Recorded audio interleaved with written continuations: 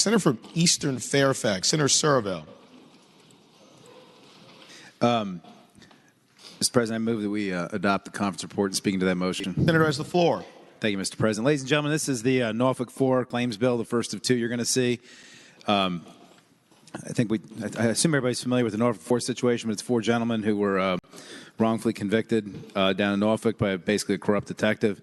The bill would authorize about $3.5 million from the state, assuming that the city of Norfolk also appropriates the matching amount of money for them as well, and there's a release agreement signed that basically settles everything.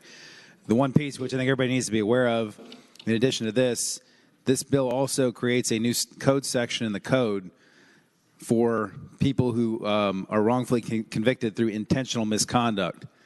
And we wanted to make sure that we created a system, if in case that ever happens in the future, we set a precedent, because this is compensating these people a little bit more than what the wrongful incarceration current code section currently does, and that's because of the intentional misconduct by the detective in this situation. So this will hopefully give us a process. Well, hopefully this will never happen again, but in case it ever does, this will give us a process in the code and precedent to fit within. So I'd move we adopt the bill.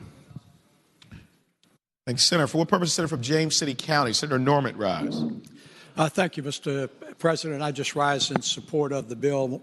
A persistent concern I had was that while this is a very unusual situation, I was concerned about future claim bills. I realize that everyone who's ever been aggrieved in a situation like this feels that their situation is unique.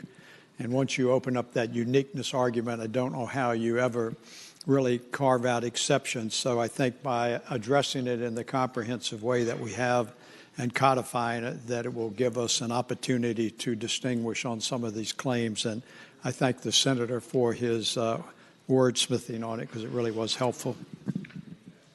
Thanks, Senator. Do any other senators wish to be heard with regard to House Bill 762? Seeing none, the question is, shall the Senate adopt the conference committee report? All in favor of the motion will record their vote aye. Those opposed, no. Are the senators ready to vote? Have all the senators voted? Do any senators desire to change their vote? Clerk will close the roll.